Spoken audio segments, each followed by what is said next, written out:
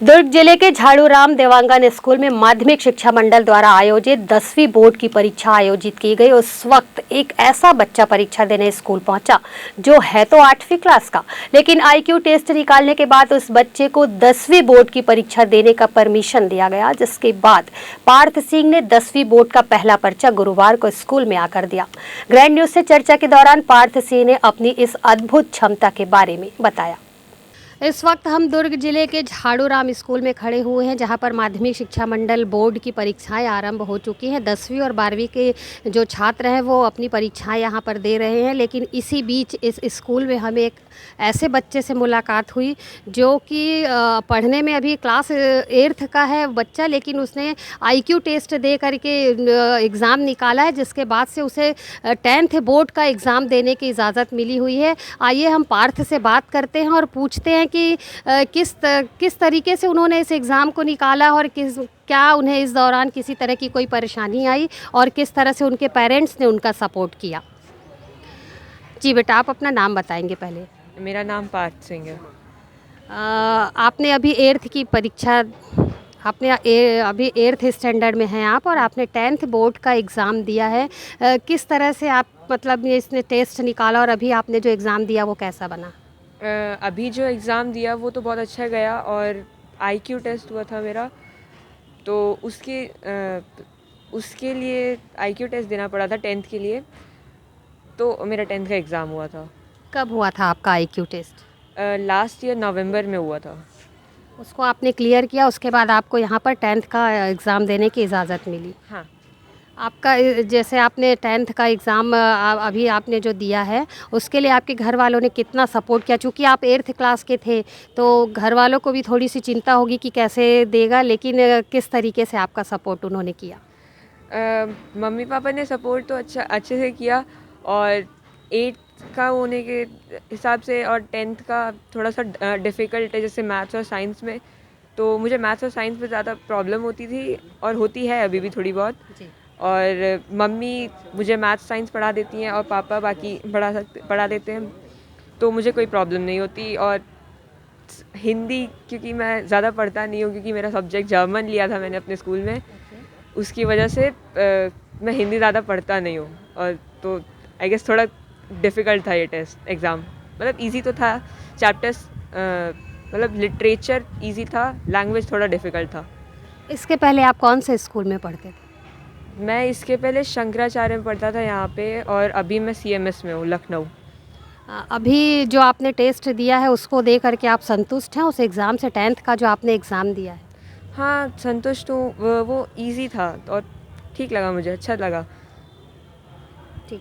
ये साथ पार्थ सिंह, जिन्होंने अपनी क्षमता और अपनी तर्क शक्ति के हिसाब से, तब अपनी बौद्धिक क्षमता के हिसाब से 8वीं के छात्र होने के बाद भी 10th बोर्ड का एग्ज़ाम दिया है। उनका कहना है कि वो इसके पहले जर्मन भाषा का ज़्यादा इस्तेमाल करते थे, इसलिए उन्हें थोड़ी सी तकलीफ़ हुई, लेकिन अभी फ़िलहाल उन्होंने जो टेस्ट दिया है उससे वो अपने पर्चे को दे कर के संतुष्ट हैं। आइए हम इस स्कूल के जो उप प्राचार्य जी हैं उनसे बात करते हैं और पूछते हैं कि इस अद्भुत बच्चे का उन्हें कैसे पता चला और किस तरह से उन्होंने उसे एग्ज़ाम की परमिशन दी। जी सर, बताएंगे। आपके साथ पार्थ है यहाँ पर, और इस बच्चे में अद्भुत शक्ति है जो 8th क्लास का हो करके और अभी 10th का एग्ज़ाम दिया है, तो इसके बारे में कैसे पता चला? मुझको जानकारी मिली कि बच्चे में अतीन्द्रिय क्षमता है, इनकी 6ठी इंद्रिय जागृत है। और वो एग्जाम्पल उन्होंने बताया कि जैसे घर में न्यूज़पेपर जो रोज़ पढ़ते हैं उसको कहीं पर रख देते हैं, 20-25 भी रखा है तो वो अंदर का बच्चा पढ़ लेता है।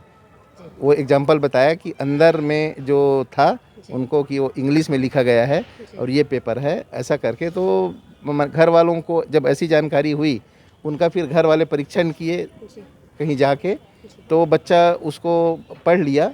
तो मुझको बहुत आश्चर्य हुआ, तो मैंने भी अपने तरफ से इनको प्रोत्साहित करने के लिए, तो जब जानकारी लिया तो पता चला कि इन्होंने बोर्ड में अप्लाई किया है कि बच्चा 10वीं के प्रश्न को बहुत सहजता से ये बच्चा हल कर लेता था।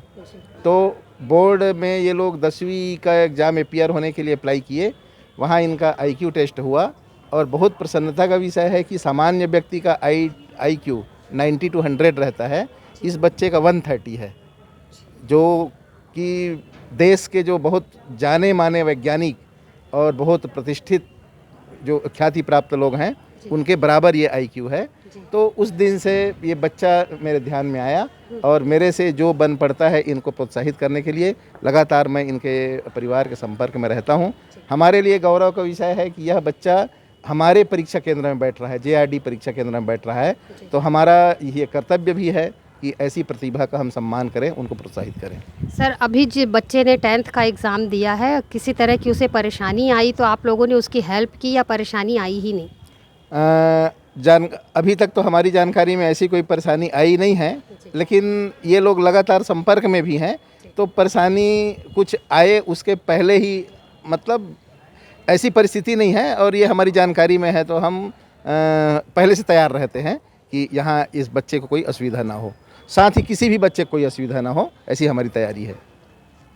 ये थे हमारे साथ JRD स्कूल के उप प्राचार्य, जिन्होंने बच्चे की तार्किक शक्ति के बारे में बताया और उन्होंने बताया कि काफ़ी बौद्धिक क्षमता इस बच्चे में जितनी होनी चाहिए उससे काफ़ी ज़्यादा है। तो ये एक स्कूल के लिए और यहाँ पढ़ाने वाले सभी जो शिक्षक शिक्षिकाएं प्राचार्य हैं उनके लिए ये गौरव का विषय है। आइए अब हम पार्थ की मम्मी से बात करते हैं और पूछते हैं कि उनका जो ये बच्चा है उन्हें कब ऐसा पता चला कि वो इस तरह की क्षमता रखता है। मैडम, आपका नाम? मैं अमृतांजलि सिंह। अमृतांजलि सिंह। हाँ, हमारे साथ इस समय पार्थ की मम्मी अमृतांजलि सिंह हैं, जो पेशे से एक टीचर हैं और वो अपने बच्चे के बारे में हमें यहाँ पर कुछ जानकारी देंगी, बताएंगी। और हम उनसे पूछते हैं कि उन्हें कब पता चला कि उनका बच्चा इस तरह की क्षमता रखता है और मतलब अन्य बच्चों से अलग है बच्चा। जी मैडम, आपका परिचय बताइए। जी, मैं अमृतांजलि सिंह मैम। जी, आपको कब पता चला मैडम कि आपका जो छोटा सा ये बच्चा है, आपके और कितने बच्चे हैं आपके? एक और है छोटा इससे। जी, तो आपको कब पता चला कि पार्थ में इस तरह की क्षमता है?